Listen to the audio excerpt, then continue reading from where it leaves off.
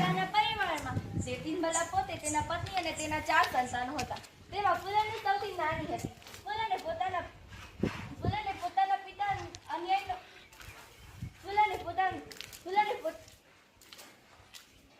તેના પિતાએ તેના વિરોધ કરતા હતા અને તે જ્યારે ફુલાને 14 વર્ષની થાય છે ત્યારે તેના લગ્ન નજીકના ગામમાં તેના પિતાની ઉંમરના વ્યક્તિ સાથે કરી દેવામાં આવે છે. એ સમય હતો કે જ્યારે દીકરીને પોતાના પિતાની ઉંમરના વ્યક્તિ સાથે પરણાવી દેવામાં આવતી હતી.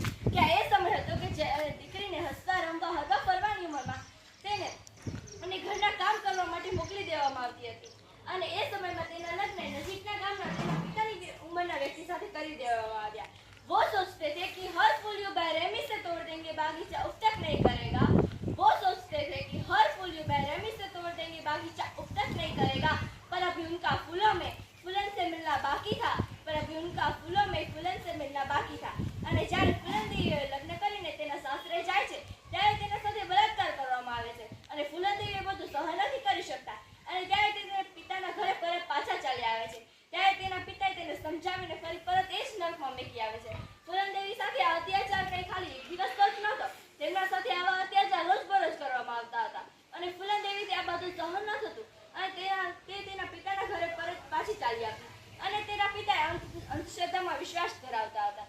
ત્યારે તેના પિતાએ તેને કહે છે કે પિતાના ઘરેથી તો ઉઠે ને તો ફક્ત ને ફક્ત દીકરીની અડધી છૂટે તેની ડોલી છૂટે ને તેના સાસરે જાય અને સાસરેથી તો ઉઠે ને તો ફક્ત ને ફક્ત દીકરીની અડધી છૂટે. આવી હતી આપણા સમાજની પહેલાની વિચારસરણી. આપણા સમાજની પહેલાની વિચારસરણી નથી, આપણા સમાજની હાલની વિચારસરણી પણ કંઈક આવી છે અને ઘણા વ્યક્તિ આ વિચારસરણીને અનુસરતા પણ હોય છે કે જે પિતાએ પોતાની દીકરીનું સારું ના ઈચ્છતા હોય ને તો આપણે એવી કલ્પના પણ ન કરી શકીએ કે આ દુનિયામાં આપણું કોઈ સારું ઈચ્છતું પણ હશે. અને તેના પિતાએ નજીકના પોલીસ સ્ટેશનમાં જઈ અને તેના વિરુદ્ધ કમ્પ્લેન્ટ દર્જ કરાવી અને તેને 3 દિવસ લોકઅપમાં રાખવામાં આવ્યા. ફુલનની જિંદગીમાં પહેલાથી જ ઘણી બધી સમસ્યાઓ તો હતી જ અને તેને નર્ક બનાવવા માટે પોલીસ કર્મચારીએ સતત 3 દિવસ સુધી તેને બળાત્કાર કર્યો અને તેને અધમરી કરી નાખવામાં આવી અને તેના વિરુદ્ધ કોઈ પણ જાતના પોલીસ પગલાં લેવામાં આવ્યા નહીં કે કોઈ પણ જાતનો વિરોધ કરવામાં આવ્યો નહીં અને આ ઘટનાને ત્યાં જ દબાવી દેવામાં આવી હતી. જ્યારે ફુલનદેવીએ રિહા થઈ અને તેના